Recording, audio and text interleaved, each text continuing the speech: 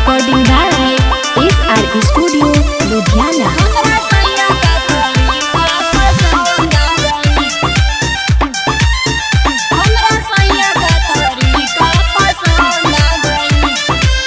ऐलू चौठारी के बोलेलू हंस के 4 दिन में जान रह गईली तरस के।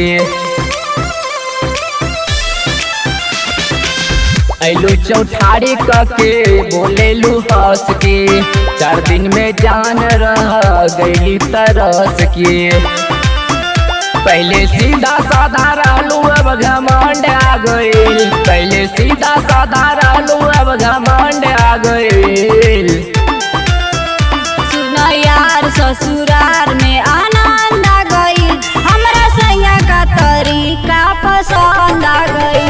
सुनो यार ससुराल में आनंद आ गई, हमरा सैया का तरीका पसंद आ गई।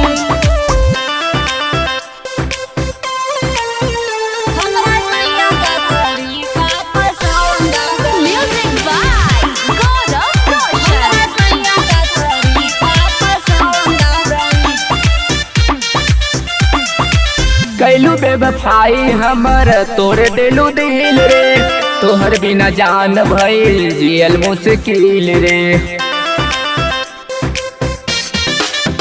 माजा तोहरो से ज्यादा लेके आइल बानी हो, ऐसे पहिले के प्यार के भुलाइल बानी हो। पहली रात में मोबाइल तोहर बंद हो गईल। कॉल कैला त मोबाइल तोहर बंद हो गईल।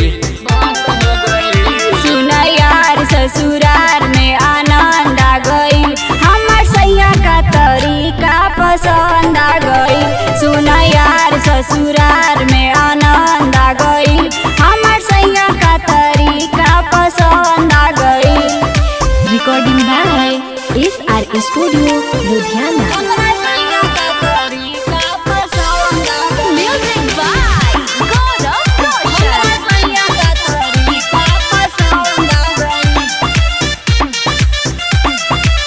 तोरा के कबो हम करब न माफ रे। सुत तनी पी के रोजे देसी के हाफ रे।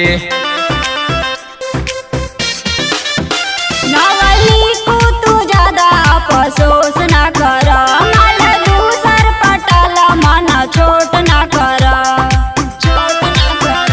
तोरा याद करके दिल हमर तंग आ गईल। तोरा याद करके दिल हमर तंग आ गईल।